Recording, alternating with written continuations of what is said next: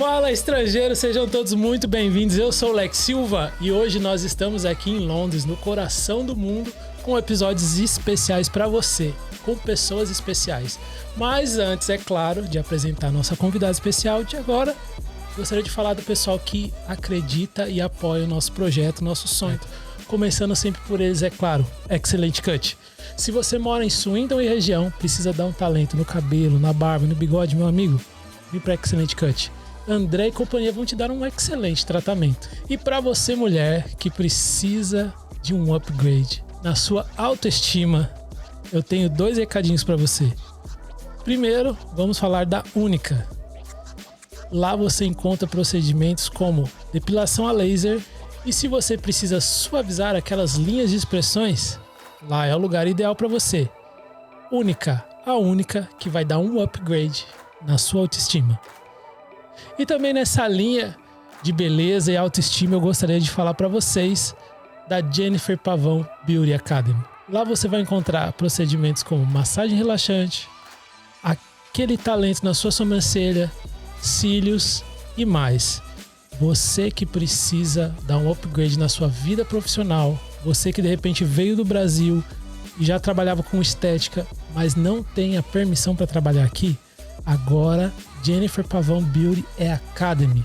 Lá você vai aprender as melhores técnicas e ainda ter autorização para trabalhar aqui no Reino Unido. Olha que legal. Jennifer Pavão Beauty Academy.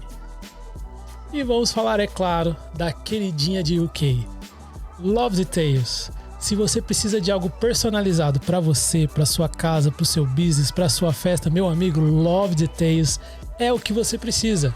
Para você, mulher, que sempre diz pro seu marido: ah, esse ano vai ser só um bolinho.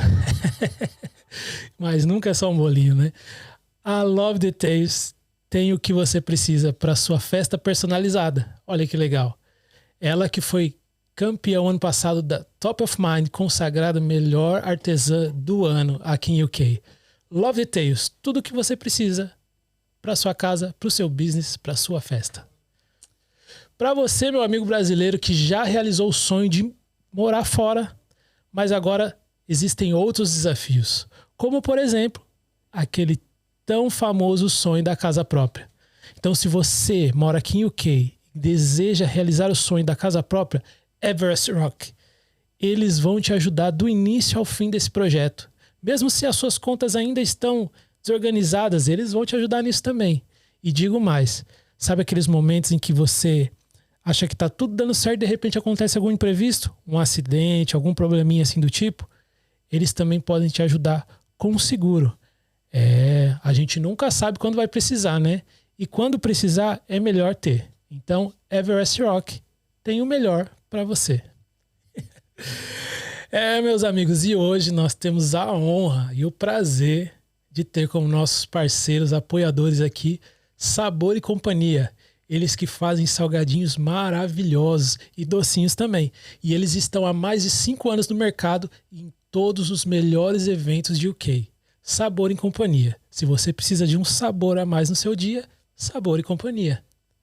Estrangeiros, e para esse dia maravilhoso acontecer com convidados especiais, nós tivemos alguns apoios. E um deles é o It's Tanaguela. Para deixar a gente, com o buchinho cheio, do jeito que a gente gosta. Então, se você mora aqui em Londres e quer apreciar uma comida saborosa, Tanaguela. Bom, nem todo herói usa capa e trabalha para Marvel ou para DC. Alguns trabalham para o NHS. E hoje nós estamos aqui com ela, uma heroína para nós, com a Priscila Paramédica. Seja bem-vinda, Priscila. Muito obrigada pela introdução. Não me considero uma herói, mas eu sempre acho engraçado quando as pessoas falam herói. Para mim, herói é aquela pessoa que não espera salvar a vida de alguém e se vê numa posição salvando a vida de alguém, às vezes arrisca a própria vida para fazer isso. O herói é isso pra mim. Eu recebo um salário pra fazer meu trabalho, né? Eu já saio do trabalho com a expectativa de salvar a vida de alguém, quando o dia é bom. Então, assim, eu sempre falo pra gente, eu não sou herói. E eu adoraria ser um herói da Marvel, com certeza. Eu adoro a Marvel e vejo todos os filmes. Mas o meu nome é Priscilla Curry. Eu sou mais conhecida como Priscila Paramédica Londres. E eu trabalho no APH, na medicina de emergência pré-hospitalar, aqui da capital britânica. E eu faço isso há 9 anos, formada. Uau. Já tô na área há 12 anos. Uau. E eu adoro o que eu faço, cara. Eu tenho muita sorte de trabalhar numa coisa que eu amo fazer. Desculpa, mas eu vou insistir. É uma heroína.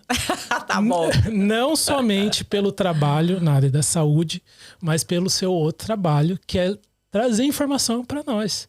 Porque eu e minha família, durante a pandemia, nós acompanhávamos os seus vídeos ali, porque tinha muita informação, e a gente não sabia o que estava certo, o que estava errado. E na dúvida, vamos acompanhar quem trabalha com isso, quem entende disso. Então, eu acredito que assim como você nos ajudou, você ajudou muita gente. E esse é o trabalho de um herói, né? Ai, obrigado. Não, isso realmente para mim... Então eu tenho 2 lados da moeda, como tudo na vida. Na verdade, vocês me ajudaram. Como assim? Como que os meus seguidores me ajudaram? Me ajudaram a não pirar.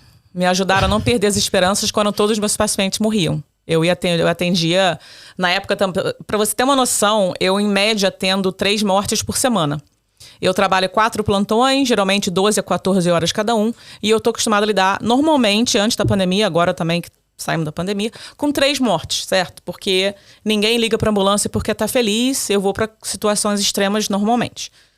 Só que na pandemia, eu tava lidando com 5 mortes diárias. Isso dá uma média de 20 mortes por semana. 20 por semana. E como que um ser humano consegue? Não existe preparação para isso. Não existe esse negócio de, não, mas você escolheu essa profissão, então você tem que saber lidar. Tudo bem, mas 5 por dia? Ou você já tá há tanto tempo nessa área. Pois é, não importa, sabe?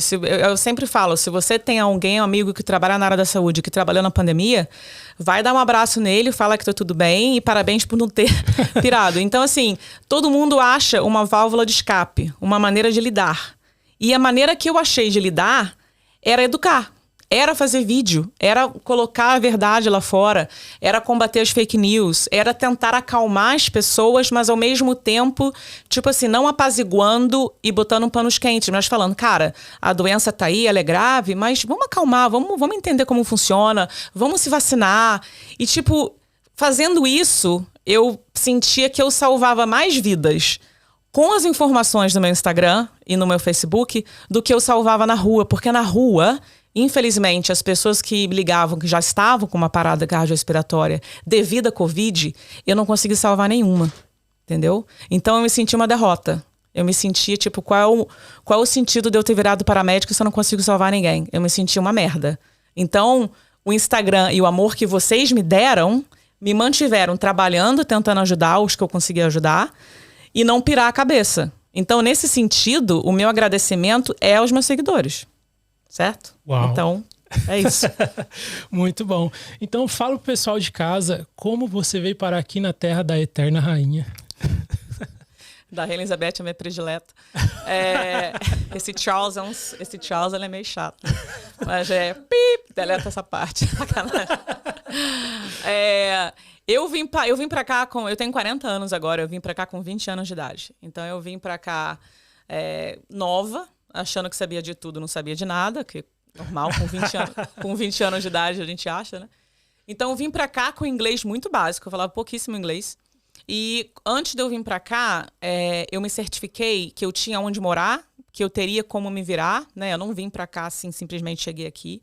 E eu fui trabalhar como voluntária.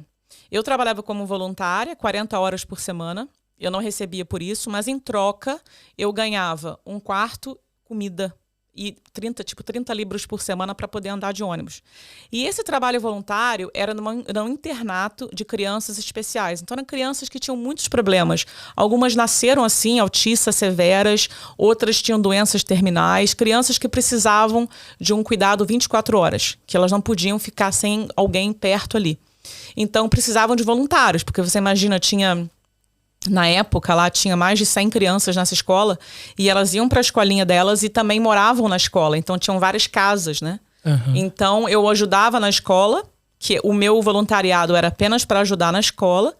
E aí, como eu não me dava dinheiro nenhum, eu eu trabalhava, às vezes, nas casas das crianças e aí eles me davam um dinheirinho, sabe?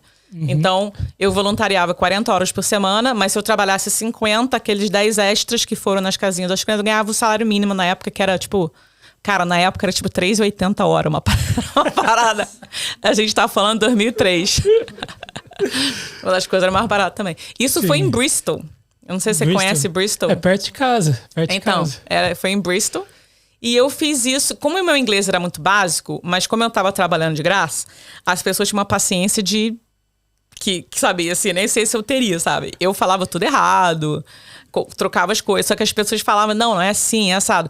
E aí eu fui aprendendo, porque não tinha brasileiro lá. Só tinha uma brasileira que era amiga do meu pai, que foi ela que falou pra gente dessa oportunidade, mas ela era bem mais velha do que eu.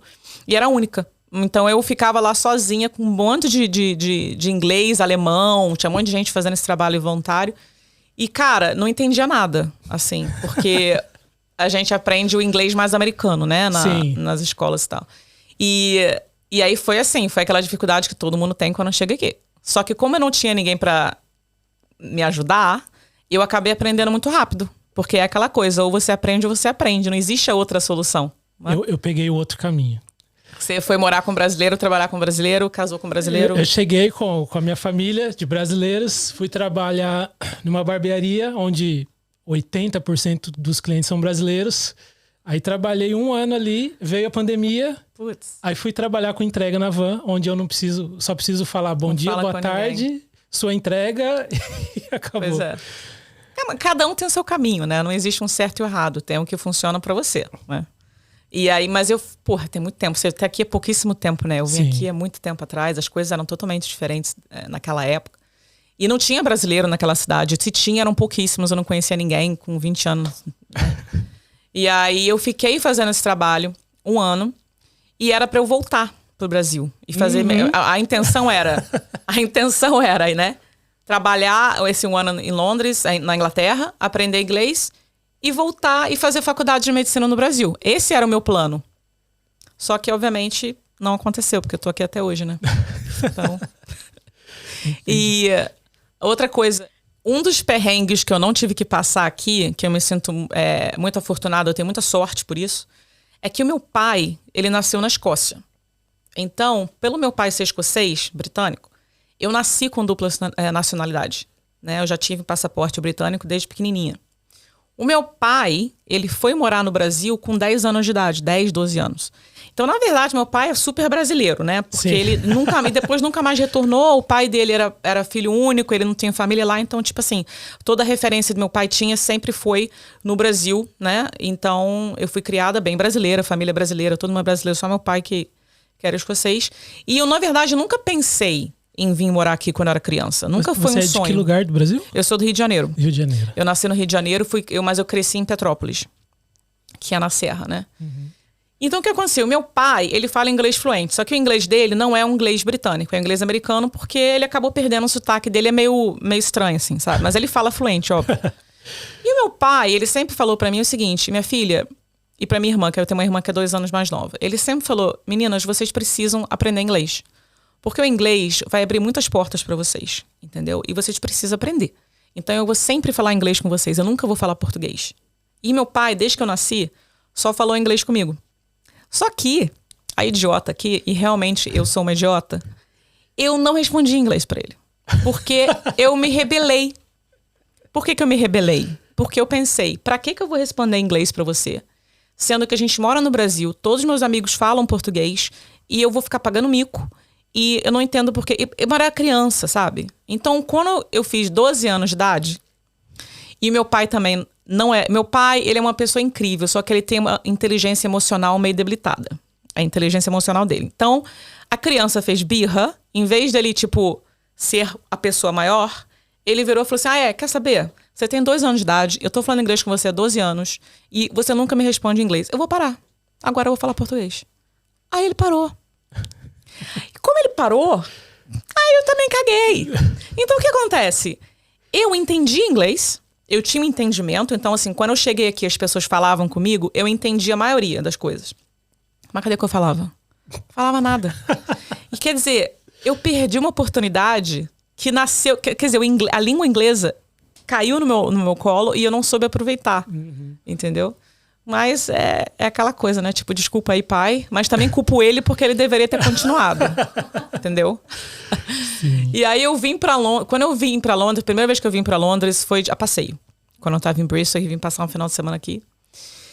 E eu fiquei deslumbrada com a cidade. Por milhões de motivos, entendeu? É uma coisa assim, caraca, que lugar é esse? Assim, tinha... Primeiro que é uma cidade que é 24 horas, de segunda a segunda. Qualquer dia que você quer ir pra uma festa, tem. Você quer ir numa boate, terça-feira, tem. Você quer fazer tudo, tem. Você quer comprar uma manteiga, 3 horas da manhã, tem um mercado aberto. Assim, é uma cidade que não dorme. Isso é fantástico. Entendeu? A cidade que a gente mora, domingo, 4 horas da tarde, fecha tudo. Se você não foi no mercado, até as 4 horas da tarde, experiência própria.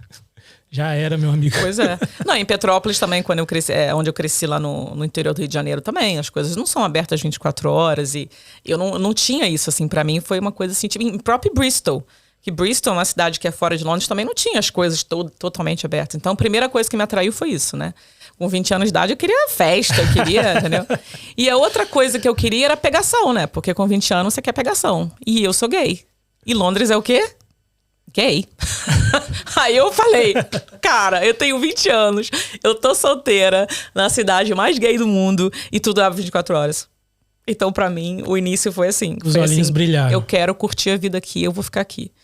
E aí eu trabalhei em tudo. Eu trabalhei na Pret a Manger fazendo sanduíche, na cozinha, eu fazia 500 sanduíches por dia, era uma loucura. Trabalhei em restaurante mesmo, assim, fazendo garçonete aqui, coisa ali. E aí um trabalho foi gerando outro, aí eu fui promovida na Pret a Manger, aí eu virei assistente de gerente.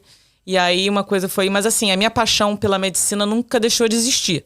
Só que eu não estava pronta para fazer medicina naquela época. Meu inglês não era bom. Uhum. Eu não entendia nada do sistema daqui, sobre medicina, nada, não entendia nada.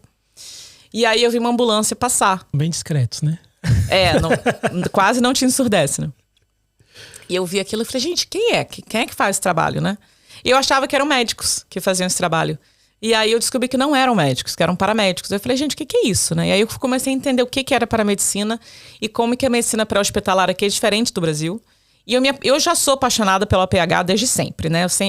Essa minha paixão pela medicina é desde os 6 anos de idade. Já nasceu comigo. O meu pai é médico, que eu acho que também deve ter tido uma influência. Ah, sim, com certeza. E a minha mãe é psicóloga. Então, assim, pela minha mãe ser psicóloga... Sem pressão. É. Cresceu sem pressão nenhuma. Eu demorei para fazer faculdade e tive uma pressão básica aí, mas tudo bem, acabei fazendo. Eu adoro psicologia, eu adoro medicina por causa dos meus pais. Eu sempre quis fazer um trabalho onde eu pudesse usar as duas coisas. E aí, quando eu entendi o que era paramedicina, sabe quando, tipo... Oh! Aquele momento de filme, assim, que as coisas, tipo assim, ficam claras. Eu falei, caraca! É isso. É isso! É isso! Porra, eu vou conseguir usar o meu conhecimento de psicologia, a minha paixão pela medicina e trabalhar só no APH. Eu não preciso ficar no hospital. Porque eu tenho, como é que fala em português? Eu tenho déficit de atenção. TDAH? TDAH, entendeu? E o TDAH, ele tem que ficar em movimento, ele tem que estar ali, não sei o que tal. E eu não consegui me imaginar num escritório, ou dentro de um hospital, ou dentro de uma clínica, né? Então, assim, pra mim, foi como usar a maneira que eu sou pra fazer o que eu quero, tipo assim, foi pra mim uma parada, assim, perfeita. Só que esse momento... Aí teve um momento... Porque eu fui ver quanto que tinha que estudar, né? Aí eu falei, cara... Aí, assim, você tem que fazer o bacharelado aqui de ciências paramédicas, que é um bacharelado de ciência voltado pra paramedicina, né? Que não é medicina. Tá? A paramedicina ela é só focada no pré-hospitalar. Tá? Essa é a diferença. Tem que ter carteira de motorista para carro e caminhão. Você tem que ter o inglês fluente acadêmico. Você tem que ter experiência voluntariando. Yes, eu tinha, né? Porque eu fiz voluntariado. Olha Você aí. tinha que ter experiência atendendo público na rua. Porque eles querem que eu seja uma pessoa que consegue falar com qualquer um. Porque o paramédico, né? Tá na rua lá. E aí eu comecei a me preparar. Aí... Foram vários anos, porque eu cheguei aqui com 20, eu só fui fazer faculdade lá, comecei a estudar mesmo com 28. Então foram 8 anos. Então as pessoas falam, você chegou aqui e já foi fazer faculdade. Não, meu bem. Não. Eu passei muito perrengue aqui. Eu só não passei fome, Só não passei fome mesmo, porque eu trabalhava em restaurante e eles deixavam eu levar a comida que ia estragar. Então, eu virava pra eles e falava, se essa comida for estragar e vocês não forem vender, eu posso levar pra casa? O leite que eles não terminavam pra fazer o café, sobrava leite. E eu falava, posso levar esse leite? Vocês vão jogar fora mesmo? E eu comia isso. Durante muito tempo, eu comia os restos que os lugares que eu trabalhava não usavam. Então, eu não tinha escolha, eu comia o que tinha ali. E quando eu ia no supermercado pra comprar comida, essas coisas, eu tinha, assim, tipo, 9 libras e 20 centavos. E eu ia e eu comprava. E às vezes eu, distraída, né? Porque eu TDAH. Aí eu comprava 11. Aí chegava na caixa, não tinha. Aí eu virava pra mulher, aí eu tinha que escolher. Tipo, eu vou levar papel higiênico ou vou levar, entendeu? A manteiga. Aí eu ficava, não, volta a manteiga, né? Porque sem papel higiênico não dá pra ficar. Então assim, eu fiquei muito tempo assim. É interessante isso, porque assim, quando a gente tá no Brasil e sonha em morar fora, a gente só quer ver as coisas boas. Eu mesmo pensava assim, eu vou pra Europa, eu vou lavar alguns pratos e vou ganhar dinheiro, vou ficar rico. Primeira vez que eu fui lavar prato, meu Deus do céu. Nem prato eu via pra começar. Era só panela desse tamanho. Caceta. Você tinha que entrar lá dentro. Mas enfim, a questão é filha de médico, filha de psicóloga. E aqui passou por situações que provavelmente no Brasil você não se permitiria passar. Não, no Brasil não. No Brasil eu tinha uma vida confortável. Então, brasileiro que está aí no Brasil, tá pensando em morar fora, pense bem. Não tô dizendo que não vale a pena, mas você vai ter que se dispor a fazer coisas que aí você não faria, não é verdade? Com certeza. Eu tive que engolir muito orgulho de Patricinha que tava sofrida. Talvez seja a pior parte de todas, é o orgulho. Não, e o pior é que as pessoas acham assim, não, mas pô, filha de médico, psicólogo, veio pra cá com dinheiro. Não vim. Eu não vim. O meu pai, ele pagou minha passagem de avião, e ele falou assim, eu vou te pagar a passagem, filho, mas eu não tenho condição de manter você lá, porque lá, na época que eu vi, era 1 para 5, né? Agora tá 1 em 6 e pouco, né? Mas é mais ou menos a mesma coisa. E ele falou, não tem como manter você lá. E é por isso que quando eu vim pra cá morar, eu já achei um lugar que tinha casa, comida, que meu pai podia dormir direito, que sabia que eu não tava... Foi uma boa mendigada aqui. Então, assim, tem que se organizar pra você mudar de país, né? Então, assim, meu pai falou, olha, eu vou pagar a sua passagem, mas eu não tenho dinheiro pra te dar. Aí a minha avó ficou com pena e me deu, na época, $1.000. Na época, que dava tipo 800 libras. E foi com isso que eu vim pra cá. Eu vim com 800 libras e a passagem. Só. E eu nunca tive ajuda financeira dos meus pais. Porque aí entra o orgulho, né? Porque eu sou uma pessoa orgulhosa mesmo. Hoje em dia a gente vê que o orgulho nem sempre nos ajuda. Mas enfim, é uma jornada. E eu nunca pedi, cara. Eu passei necessidade que os meus pais, se verem esse podcast aqui, vão ficar pé da vida. Porque eles vão falar, como assim que você quase passou fome e tal? Mas passei perrengue. Cara, eu morei num lugar que o aquecimento não funcionava e as paredes eram todas mofadas. E era no inverno. Então eu dormia com 3 blusas, sabe aqueles gorrinhos aqui? 3 gorros, luva, não sei quantas meias, 3 calças de moletom. Meu Deus. E eu ficava a noite inteira tremida e eu acordava 4h30 da manhã pra trabalhar na cozinha, né? Nossa. E aí eu entrando em contato com um cara que tinha alugado e por que eu fui morar lá? Porque eu não queria dividir banheiro. Pra mim foi muito difícil esse negócio de dividir banheiro. Eu sei que pra você que tá vendo esse podcast, que ridículo. Mas pra mim foi muito difícil, porque eu sempre tive meu próprio banheiro. Então pra mim foi difícil, eu não dividia banheiro. Então pra mim... E eu queria morar num lugar que tinha banheiro. Então eu aluguei uma suíte. Era assim, um quartinho, que era muito pequeno. Era tipo 3x3, era 9 metros quadrados. E nesse quartinho tinha uma mini cozinhazinha, assim, pequenininha, e um banheirinho. E eu aluguei aquele lugar. E eu achava que eu tinha dinheiro pra pagar. Porque eu não sabia que pagava... Achava que tinha dinheiro. Eu não sabia que pagava taxa. Entendeu? Eu não entendi o que era taxas. Então, quando eu calculei meu salário mínimo, eu pensei, eu vou ganhar 900 libras por mês, na época, né? Uhum. Só que quando chegou o salário depois dos descontos,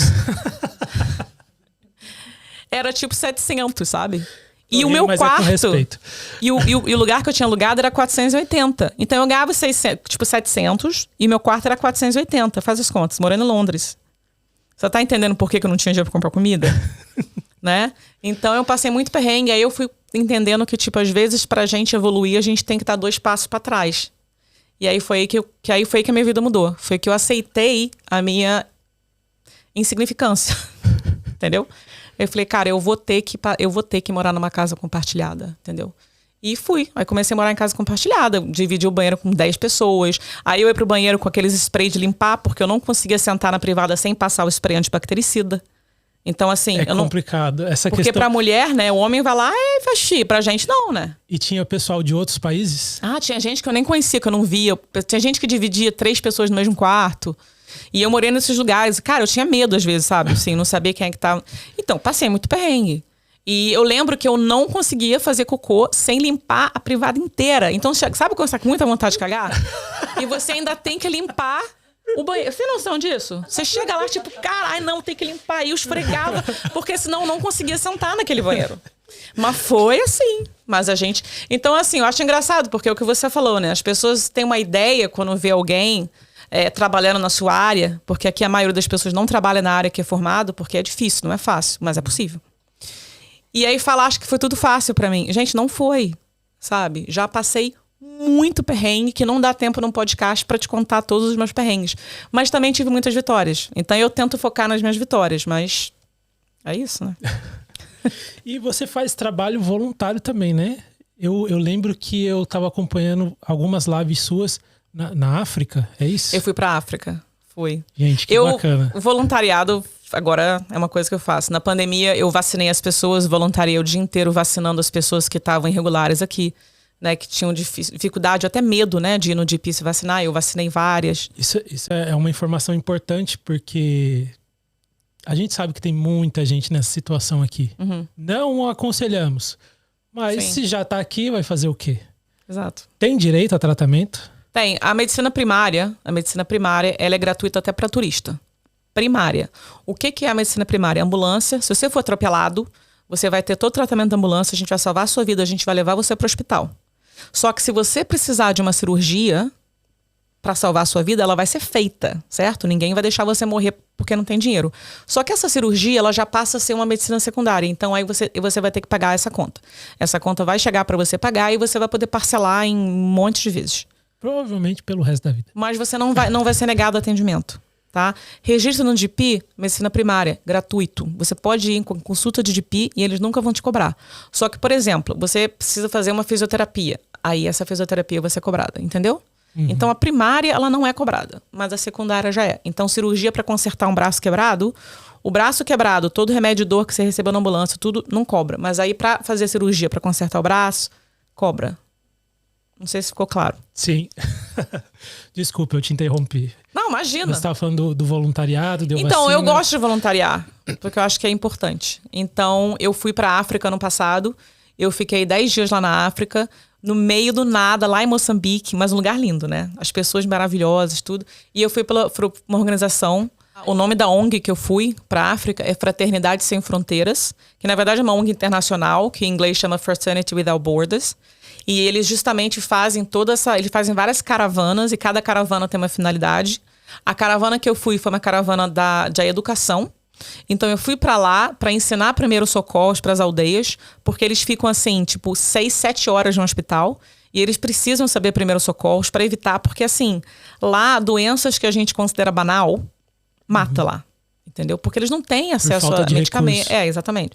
Então, o primeiro socorro é essencial eles saberem para realmente conseguir manter a pessoa viva até chegar no hospital, né? E tem pessoas lá que são tipo enfermeirinhos, que são enfermeiros que visitam as aldeias e tal. E eu fui lá justamente para dar uma extra educação para eles lidarem com certas coisas. Por exemplo, parto emergencial. Eu fiz uma aula lá de parto emergencial. Como lidar se a mulher estiver parindo e você não conseguiu ir para um lugar que tem, né? Uhum. Então, eu fiz isso, né? Então, eu fiz todo esse treinamento. Só que, claro, como paramédico num lugar tão remoto, eu acabei atendendo alguns pacientes lá. Mas essa não foi a minha intenção. Mas eu não vou negar atendimento, certo? Então, sim. Mas existem também caravanas médicas e tal. Então, tem várias coisas legais que eles fazem. Eu arrecadei dinheiro para poder ir para lá. Porque eu não tinha como ficar lá 2 semanas. Foram 10 dias de voluntariado sem dia de folga, direto. Eu não tinha como me ausentar durante 10 dias, pagar minha passagem, não tinha como. Então, o que eu fiz? Eu arrecadei dinheiro. Esse dinheiro arrecadado pagou minha passagem e eu fui muito transparente com isso, né? Para os meus seguidores. Eu pude acompanhar. E depois que a passagem foi paga, graças a Deus eu consegui pegar mais do que a minha passagem e esse resto foi todo para eles, né? E lá eu consegui arrecadar mais ainda. Uau. Né? Então eu consegui arrecadar um dinheiro legal e, tipo, super divulguei o trabalho. Tem muita gente agora querendo voluntariar, tem muita gente doando ainda. Então foi uma experiência incrível. Eu espero poder voltar lá. Foi assim... não tem como. Você só entende quando você vai lá e olha uma criança que não tem nada e é feliz, porque eles são muito felizes. Eles são mais felizes do que a gente que mora em Londres e tem tudo. Eu acho que pra mim o mais difícil foi isso. Você vai lá pro fim do mundo, onde não tem nada, onde as pessoas comem areia praticamente pra encher a barriga porque as crianças estão com fome. Mas eles são muito felizes. Eles cantam, eles brincam, eles são unidos, eles fazem as coisas juntas. Quando tem alguém precisando de ajuda, todo mundo ajuda.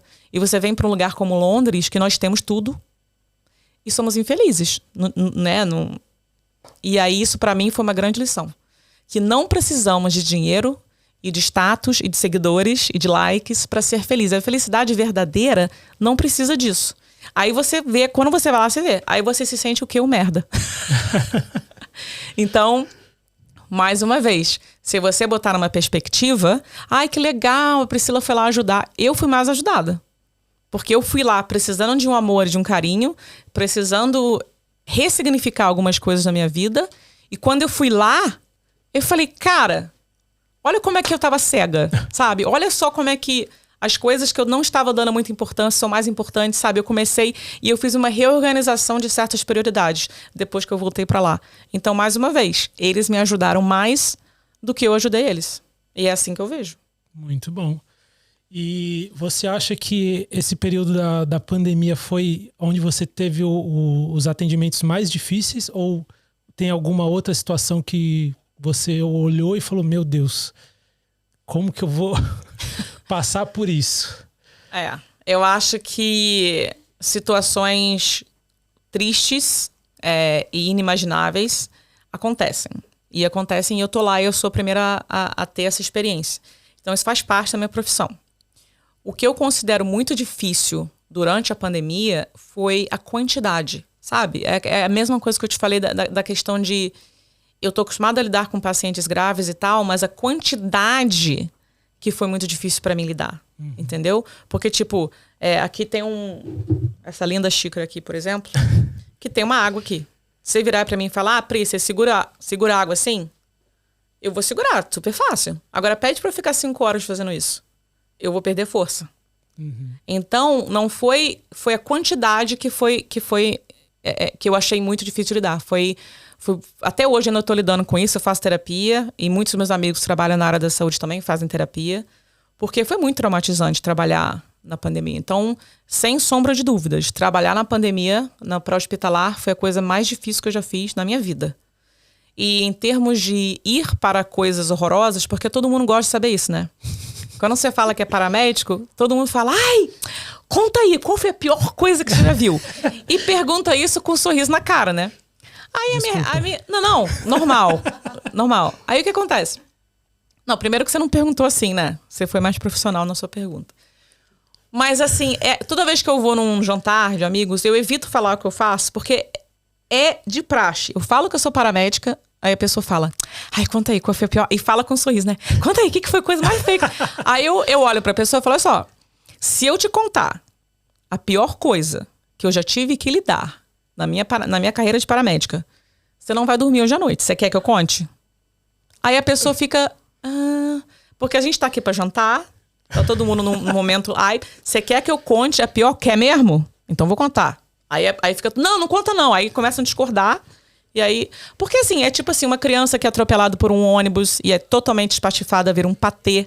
Vamos mudar de assunto. Então assim, os pais estão ali do lado...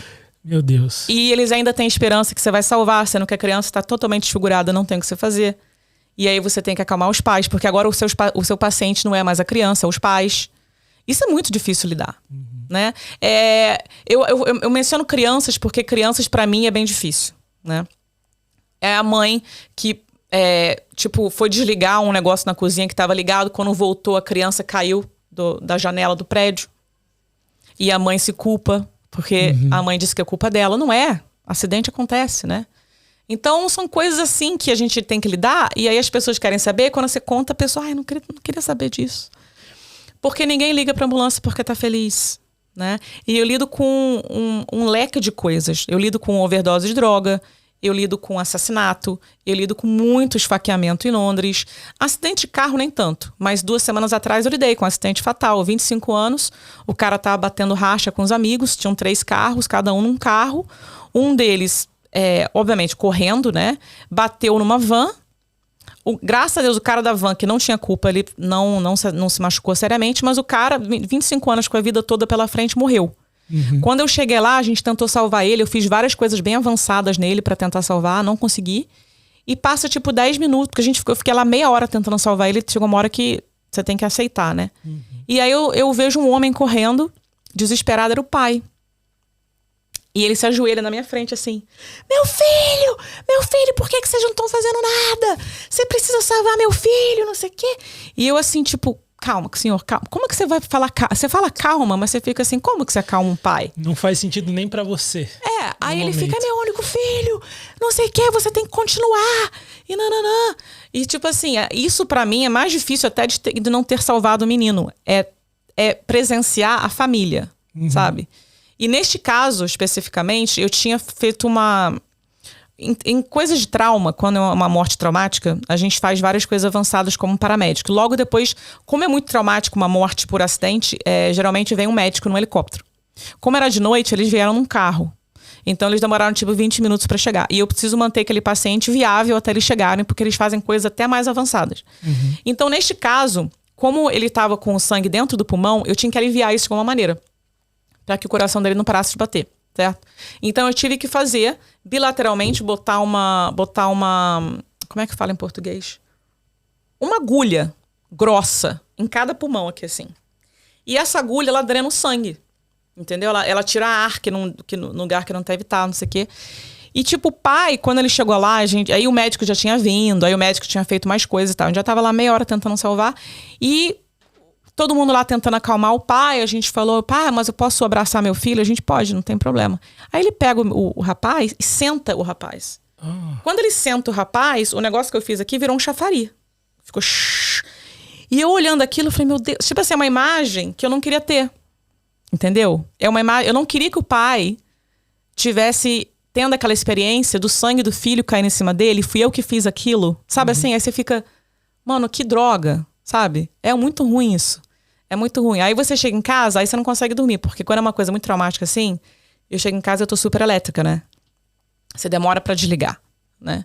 E nesses casos, por exemplo, eu não posso nem fazer um vídeo no meu Instagram falando, porque, por exemplo, se eu lidar com uma coisa agora e imediatamente for falar, o que as pessoas na internet vão fazer? Vão pesquisar pra ver quem que morreu, onde é que foi, porque coisas assim aparecem. E eu não posso expor, eu não quero expor essa família, eu não quero expor. Então, às vezes, quando acontece uma coisa assim, eu só posso falar meses depois. Onde não há mais maneira de identificar, porque é óbvio, pessoas morrem de acidente todo dia. Vocês nunca vão descobrir quem é essa pessoa. Entendeu? Sim. Então, por defesa e respeito à família, eu não posso. Então, eu não consigo nem usar vocês, seguidores, para me acalmar numa situação dessa. Então, a gente passa por coisas assim, mas tem coisa muito feliz. Isso, é nesse ponto que eu queria chegar, porque já tava pesado a conversa. Você chamou o paramédico para entrevistar. Alguma história, alguma situação com um final feliz? Várias. Muito bom. Teve uma situação que o cara... Bom, começa triste, fica bom.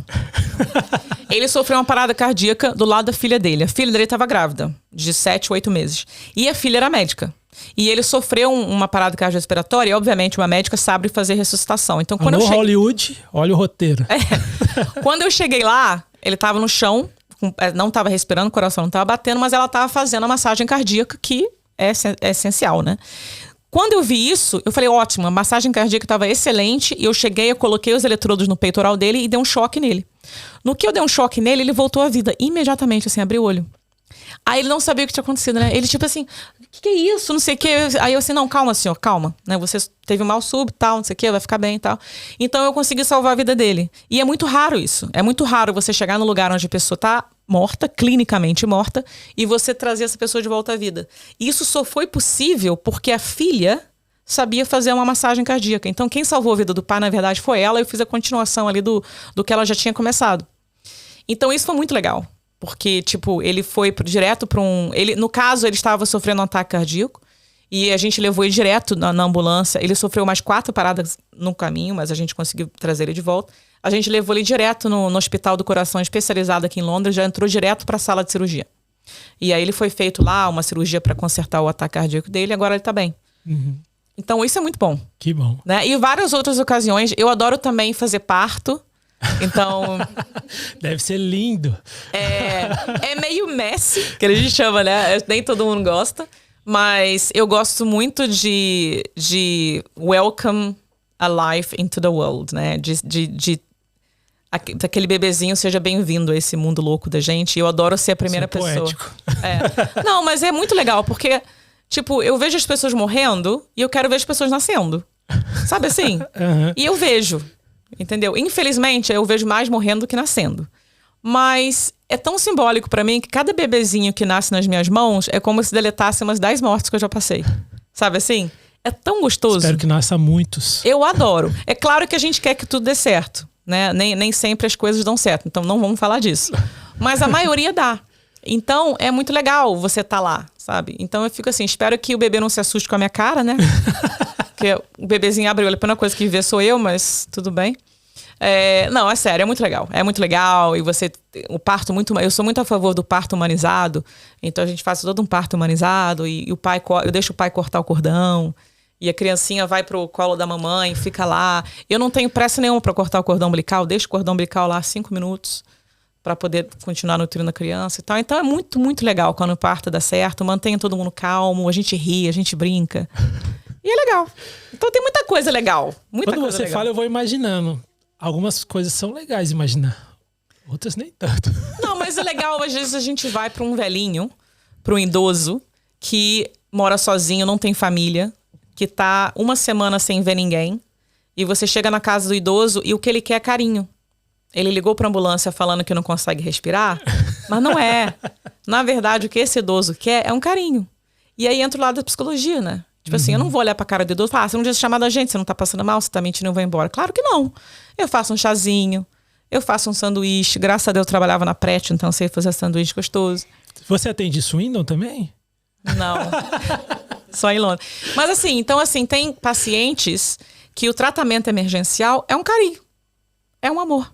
Nem todo mundo precisa, sabe? Não é tudo que eu vou que é vida ou morte. Tem coisas que eu vou que estão pessoas tendo um ataque de depressão, tem pessoas que se sentem suicidas, tem pessoas que não estão conseguindo lidar com uma separação, com a morte de uma família, perda de um emprego, e liga pra gente tendo ataque do pânico. Então, quando eu chego lá, não é dar injeção, fazer isso tudo. É tipo, vamos conversar? Eu sento no sofá assim, ó, a pessoa tá aqui, e a gente conversa. Eu já vi Netflix com paciente. A gente tava ali, aí eu vi que o Netflix dele tava pausado, né? O que você tá vendo? Ah, tô vendo isso aqui. Faz eu ver isso aí. Aí, tipo, sabe? Ele tá assistindo Grey's Anatomy. Ah, eu adoro. Nossa, você Grey's Anatomy, tá o dia todo lá. Não, mas assim, a gente acabou, sabe, assistindo 5 minutos de Netflix, aí ele começou a rir, aí a gente começou a bater um papo, e aí ele começa a relaxar, e a gente fala um pouco dos problemas dele, e eu vejo como é que eu posso ajudar, direcionando ele pros órgãos corretos, né, e tal. Então, nem tudo que eu faço é, sabe, a gente acha que é igual na televisão, né? Ação o tempo todo. Não é, cara. Não é bem assim. É muito apoio emocional para os pacientes também. Muito bom. E os seus, pode chamar de curso? Sim. Sim. Seus cursos, eles são para que tipo de pessoa? Para profissionais da área ou para qualquer pessoa? Os dois. Eu ensino primeiros socorros. A minha empresa foi fundada em 2018. Aí você pergunta, cara, por que você foi fazer uma empresa para ensinar primeiros socorros? Tipo, Porque eu tô cansada de ver pessoas morrendo quando não deveriam morrer. Crianças morrendo engasgadas quando não deveriam ter morrido. Se os pais soubessem, agir, mas as pessoas não sabem. E as pessoas não veem importância em aprender primeiros socorros. Só veem importância quando o filho morreu. Aí, depois que o filho morre, eu devia ter aprendido. Agora não adianta, né? Então, na verdade, é uma coisa que todo mundo tem o dever de saber e não sabe, mas aí quando fazem o curso, aprendem errado. Porque eu tive situações onde as pessoas viraram para mim e falaram, eu fiz o curso de primeiros socorros online. Eu fiz o curso de primeiros socorros com companhia tal. Mas estava fazendo tudo errado. Aí eu falei, cara, como é que pode essa pessoa falar que tem curso de primeiros socorros e tá fazendo tudo errado? Aí o que eu fiz? Fiquei intrigada. Aí eu comecei eu mesma, não falava que era paramédica, ir nos cursos. Comecei a fazer um monte de curso de primeiros socorros. Tudo uma bosta. Aí eu falei, quer saber? Eu vou começar a ensinar essa bodega. Aí eu comecei a querer ensinar. Só que, mais uma vez, eu tive aquele momento. Aí aquele momento, sabe por quê? Por quê? Porque para ensinar primeiros socorros aqui, você tem que ter formação de professor. Aí eu falei, mano, eu sou paramédica. Porra, não é possível que eu tenho que ter. Tem que, senão é ilegal. Aí lá fui e voltei pra escola. Aí fiz a certificação de professor nível 3 para poder oferecer primeiros socorros. Caramba. E aí tive que fazer toda a validação da empresa. A empresa tem que ser registrada limitada, tem que ter contador, entendeu? Então gastei uma grana e comecei a ensinar. E desde então já ensinei centenas de pessoas. Hoje em dia eu ensino em português com certificado em inglês, que é bem legal. Então você não precisa falar inglês para fazer o curso comigo, mas sai com certificado em inglês, lindo. Certificado super reconhecido no mercado de trabalho. Aqui eles valorizam muito o primeiro socorro para você começar a arrumar emprego. As nanis aqui, porque tem muita nani brasileira, por lei tem que ter curso, não sabe inglês, às vezes vem aprender comigo. Então, assim, eu ensino leigos e ensino também profissionais de saúde, por exemplo, dentistas, eles precisam ter primeiros socorros, fisioterapeutas, pessoas que têm clínicas precisam ter o curso. Então, eu ensino todo mundo, não importa se você não sabe nada ou se você é médico, dentista, eu também vou te ensinar. Então a gente tem pra todo mundo, assim. E é muito divertido, né? Os meus cursos são divertidos. Então... Muito bom. Bom, tem 2 perguntas que a gente sempre faz pro convidado, que é o seguinte: se você pudesse dar um conselho pro estrangeiro que acabou de chegar aqui, já vem aquela lembrança, né? Acabou de chegar aqui, tá perdido, não sabe se vai pra direita ou pra esquerda, qual conselho você daria? E também pro brasileiro que tá lá no Brasil, sonha em morar fora, mas fica com receio de sair da zona de conforto. Será que vale a pena? Será que não vale a pena? O que você diria nessas 2 situações? Bom, primeiramente, para quem já está aqui, para quem está vindo, o inglês não é para a esquerda, para a direita, não. Você vai onde está o inglês. Pelo amor de Deus. Porque se você quer progredir na vida, se você quer ganhar um dinheiro bom, você precisa aprender inglês se você escolheu morar num país onde inglês é a língua oficial. Porque quanto mais tempo você demora para aprender inglês, menos dinheiro você vai ganhar. Porque as pessoas às vezes têm preguiça. Ah, não, porque tem que pagar um curso. Ah, é porque eu tenho que gastar tempo estudando, eu prefiro fazer dinheiro fazendo delivery. Mas, gente, é um investimento. O investimento, você não vê o resultado imediato, você vê o resultado no futuro, né? Então, você tem que ter essa mentalidade de investir em você mesmo para conseguir colher os frutos. Se você não plantar, você não vai colher. Então, o que acontece que eu vejo aqui? As pessoas vêm e elas ficam colhendo só, elas não plantam. Quando você só colhe, você não sai daquilo. Você fica a vida toda colhendo. Quando você planta, você cuida, e aí você vai ter outras pessoas para colher. Você tá entendendo? Uhum. E aí você passa a ter uma vida mais próspera. Então, na verdade, o inglês é muito importante. E para quem mora aqui e não fala inglês, eu falaria isso. Capacitação, inglês, curso de primeiros socorros, aí ó, dá uma puxadinha para mim. Porque vai ajudar você a arrumar um emprego melhor. E outra questão é visto, tá? Eu sei que tem muitos influencers que ficam glorificando a vida da pessoa irregular aqui. Não, vem aqui, pega visto de estudante, fica aqui mais tempo, vem como turista, não vai embora, tenta fazer refúgio do governo, fala que está sofrendo de alguma coisa no Brasil para você conseguir refúgio aqui, né? E te dão várias maneiras tabajaras de conseguir morar aqui. É tudo falácia, você vai se ferrar se você fizer isso. E sabe por quê? Existem muitas maneiras de morar aqui legalmente. Mas muitas maneiras. É tão assim, deslumbrante quando você descobre que você pode morar aqui legalmente, que você não teria que ter passado por todos os perrengues e ter sido explorado, porque a pessoa ilegal aqui, ela é explorada por outros brasileiros. Você não teria sido explorado se você soubesse que antes mesmo de você vir, a melhor maneira de vir. Então é aquela coisa, calma, estuda e se prepara. Contrata um advogado de imigração. É outra coisa que eu falo. Fica mais um ano no Brasil. Junta mais um dinheiro. Mas paga o raio do advogado de imigração. Porque o que ele vai fazer? Ele vai pegar você, como ser humano, ele vai olhar o que você tem e como que você vai conseguir esse visto legalmente. E você vai conseguir chegar aqui. Você não precisa ter faculdade, por exemplo. Você não precisa ter nem muita experiência, cara. Você tem maneiras de você vir pra cá. Muitas maneiras. E, inclusive, eu tenho a Lívia Suassuna, que é advogada de imigração. Ela é advogada no Brasil e aqui, mas ela mora aqui. Ela é fantástica e ela sempre fala isso. Ela fala, pelo amor de Deus, gente, vem morar legalmente aqui, eu vou ajudar vocês. Ela consegue vistos o tempo inteiro para famílias, para as pessoas, entendeu? De várias maneiras, para pessoas que têm PhD, para pessoas que não têm faculdade. Então, assim, existe uma maneira de você vir morar aqui legalmente. Basta você ter paciência e se informar. E para de se informar com influencer que fica prometendo uma coisa quando não é verdade. Só porque o cara, um dia de delivery, ganhou 500 libras, que legal, mas vai ganhar todo dia? Não. Isso é constante? Não. Sabe? Tipo, você tá me entendendo? Então, assim, cuidado com o que você acredita. Porque o Instagram e o Facebook é cheio de mentira. É cheio de mentira. Sabe? Às vezes eu vejo as pessoas postando uma coisa, quando eu vejo a pessoa realidade, não tem nada a ver. Entendeu? Não tem nada a ver. Então, cuidado com o que você acredita. Né? A maneira certa não é sempre mais fácil.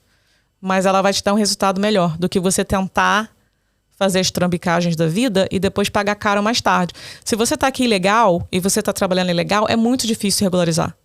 Porque o governo já reconhece você como uma pessoa que tá ilegal. Agindo de má fé. Então, assim, mas eu não acho que seja. Eu não sou babaca, sabe? Eu não vou ficar julgando a pessoa que tá ilegal aqui. Cada um sabe de si. Muitas pessoas vêm para ajudar as famílias no Brasil. Sim. Eu super entendo isso. Mas é assim, se você tá aqui ilegal e depois você fala, poxa, eu gostei daqui, quero morar aqui, para você depois conseguir regularizar é muito mais difícil. Porque você já passou um período ilegal e o governo vai saber disso, então vai dificultar a sua vida. Então vem legalzinho pra cá. Tem tantas maneiras. É isso que eu falo. Tipo, acalma e estuda as coisas direitinho, faz as coisas direitinho. Esse é o conselho que eu tenho. Senhoras e senhores, Priscila Curry. Obrigada. Muito bom, uma honra receber você aqui, um prazer. Sim. Senhoras e senhores, vocês que nos acompanharam até aqui, deixa seu like, curte, comenta, compartilha, segue ela. Lá tem informação real do que acontece aqui e o que você precisa saber. E segue ele, porque ele é muito top. Fiquem com Deus e até a próxima. Valeu.